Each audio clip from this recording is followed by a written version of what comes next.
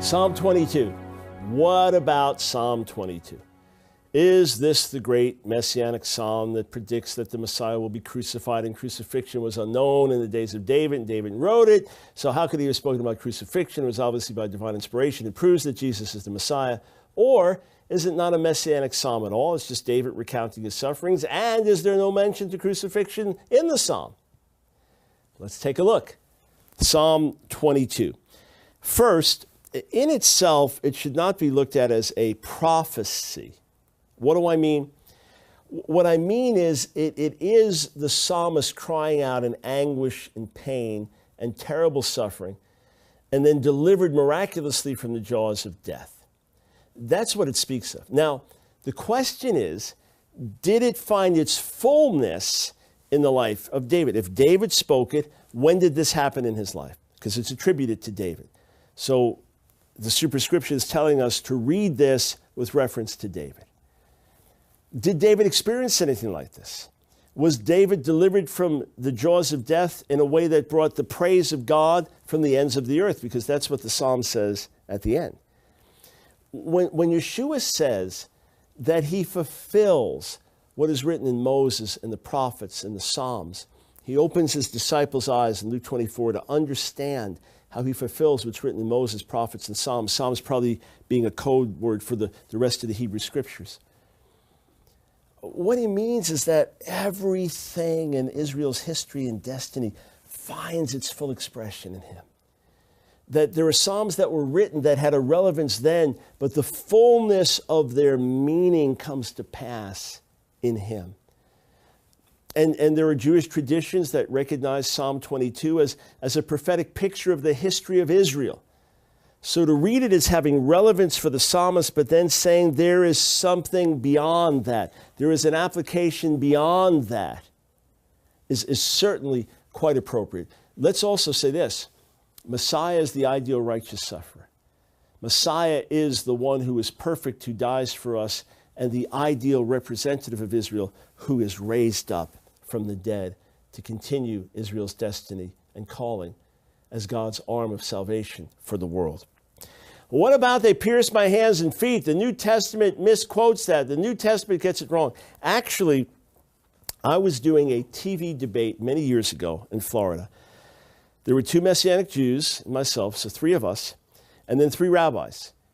An Orthodox rabbi, a conservative rabbi, and Reform rabbi. It's quite an interesting mix. The Orthodox rabbi was a Hasidic rabbi, ultra-Orthodox Jew. And as we were having this debate, there was a live audience there watching it. He says the New Testament misquotes the Psalms, and it says they pierced my hands and feet, but the Hebrew says like a lion they're at my hands and feet. And I said to him, that's not quoted in the New Testament. That's not quoted in the New Testament. This is a live TV debate. And he goes, it's not? So quickly I thought, okay, wait, it's not, right? It's not. Just making sure. I mean, you're sure about it until you're challenged. It's like you quote a phone number you've given 100 times, and then you start to think about it. It's like, did I get that right? So I quick in my mind did a little concordance check, and I said, no, it's not. Not once. And he was a little shaken by it. And I said, and he pulls out this book, this counter-missionary book, starts flipping through it. I said, you don't want to rely on that. I said, you need to go straight to God's word, to the New Testament. Now, Psalm 22 is quoted in the New Testament. They cast lots for my garments and divided them. That happened to Messiah on the cross. Never happened to David. Never happened to David. And Yeshua hanging on the cross quotes it in Aramaic, Eli, Eli, lama sabachthani. My God, why have you forsaken me? And Aramaic is as transliterated in the Greek. In Hebrew, Eli, Eli, lama sabachthani. Why have you forsaken me? He draws our attention to Psalm 22. But that verse, they pierced my hands and feet, isn't even quoted in the New Testament.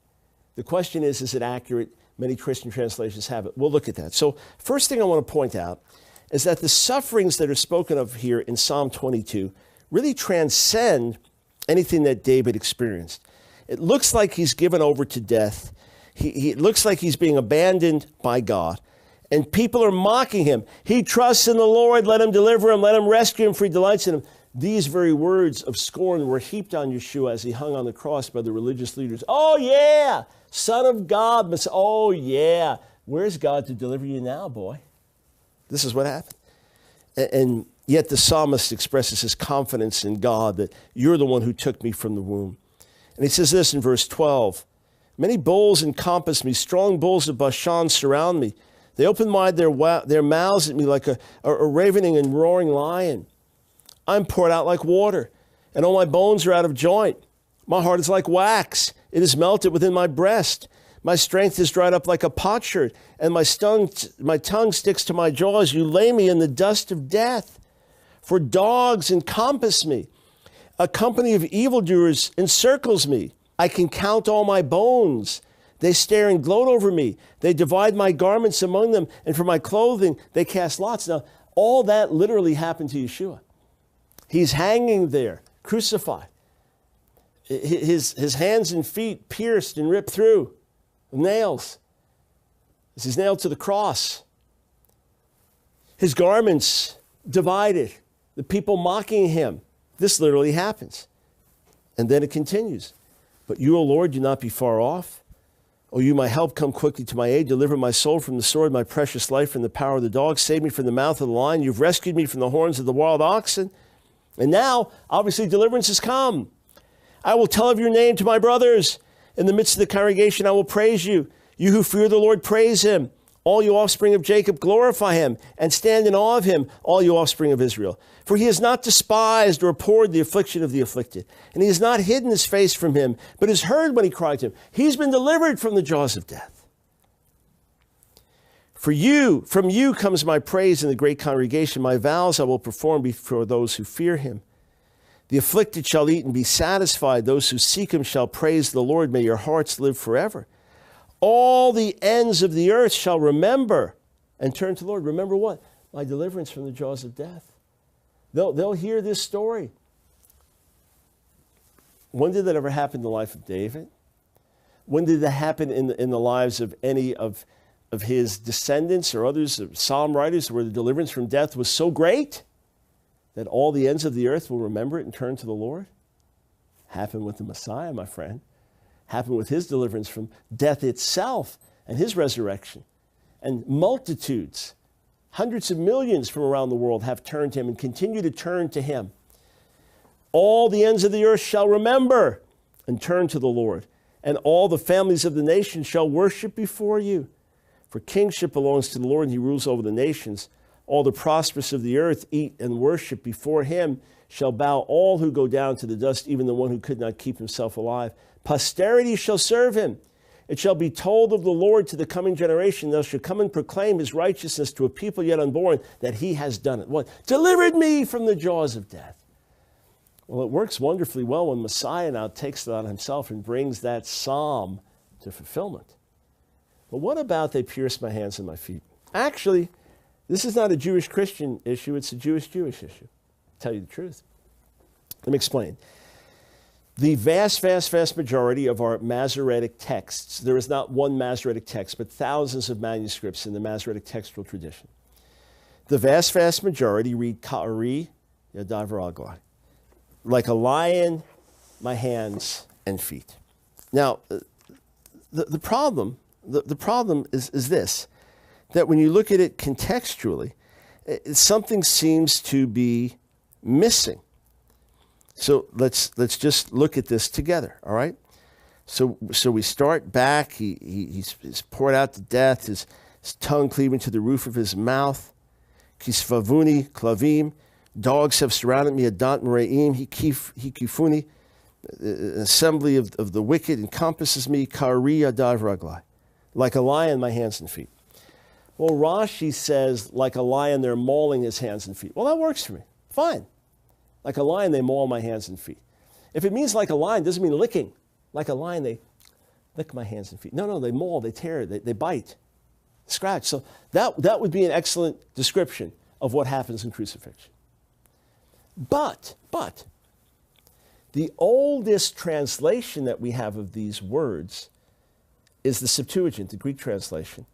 And it renders with they pierced or they bore through. That's interesting.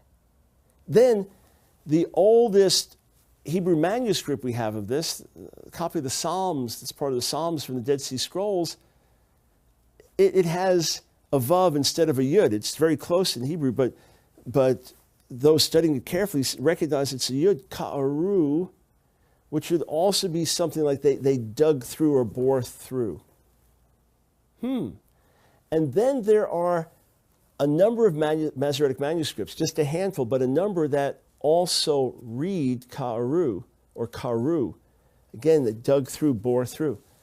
So the oldest translation, the oldest manuscript, and some Masoretic traditions read a verb that would be more like they bore through or they dug through my hands and feet. So either way, either like a lion, they mauled my hands and feet, or they dug through, bore through, which would be pierced. That's how we get pierced, my hands and feet. Either way, a very, very vivid description that would find fulfillment in the crucifixion. But I just ask you a question. If it's not Yeshua, if it doesn't refer to his death and his resurrection, then please, pray tell, explain to me how this psalm is fulfilled. The deliverance of whom from the jaws of death is so great that the ends of the earth come and worship the God of Israel. And that the people celebrate that he has done it. Oh, when it applies to the Messiah, it makes perfect sense. Well, Psalm 40 is quoted in Hebrews, the 10th chapter. It's quoted as Messianic, and we're told it's not Messianic at all. In no way is Psalm 40 possibly Messianic. And there it seems pretty straightforward. The psalmist, delivered by the Lord, drawn up from the pit of destruction. God sets his feet on a rock, puts a new song in his mouth, song of praise to our God. Many will see and fear and put their trust in the Lord. And then, sacrifice and offering you've not desired. You've given me an open ear, or my ear you've pierced or dug out. Burnt offering and sin offering you've not required. Then I said, behold, I've come. In the scroll of the book it's written of me, I desire to do your will, O God. Your law is within my heart. I will tell the news of this glad news of deliverance in the great congregation. I've not restrained my lips. He says, oh, but my sins over my head, my evils compass me beyond number. Verse 12. How is that messianic? Let me explain. Here's what happens. The psalmist, I believe, got a revelation. I believe the psalmist understood, God, you don't just want me to bring a sacrifice and offering.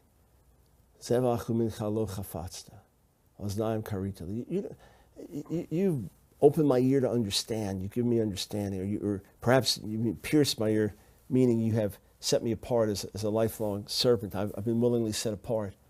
There's debate about that exact meaning.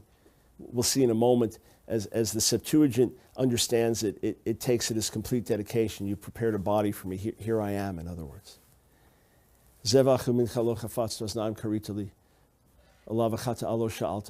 Burnt offering and sin offering, you haven't asked for those? What's he saying? Az amarti, hine bati. Then I said, behold, I come. Bim gilat sefer katuv alai. In the volume of the book, it's written about me. What's he saying? This is how I understand it. The psalmist gets the revelation, in the volume of the book, in the book of the scroll, the Torah. It's written about me. You don't want sacrifices and offerings. You want me.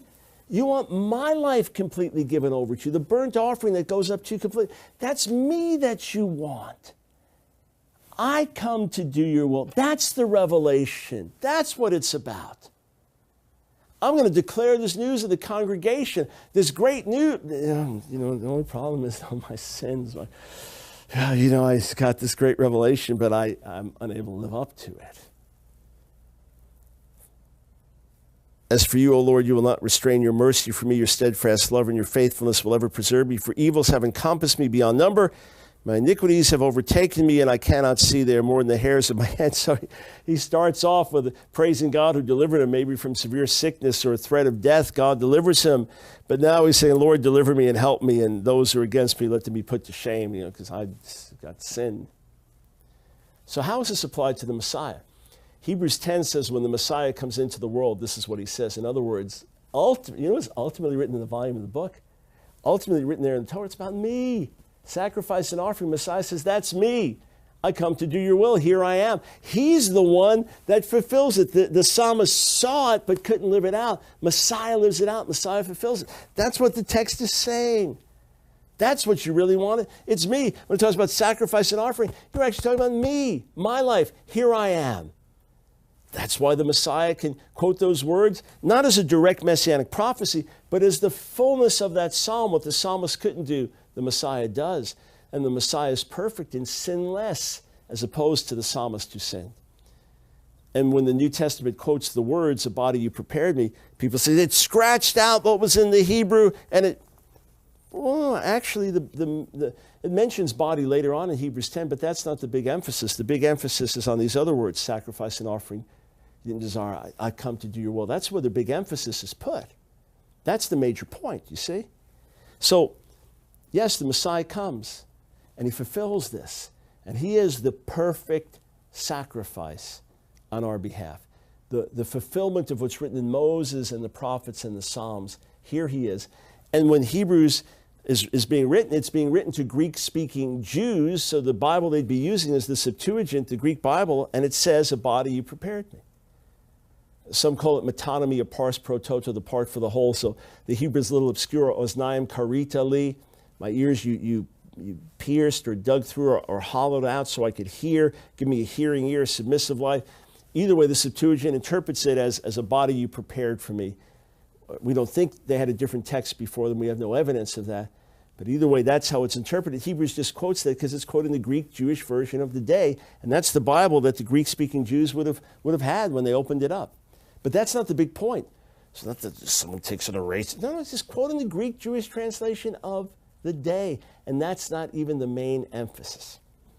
Well, how about Psalm 45? Hebrews 1 quotes it, "Your throne, O God, is forever and ever." You can't call the earthly king God.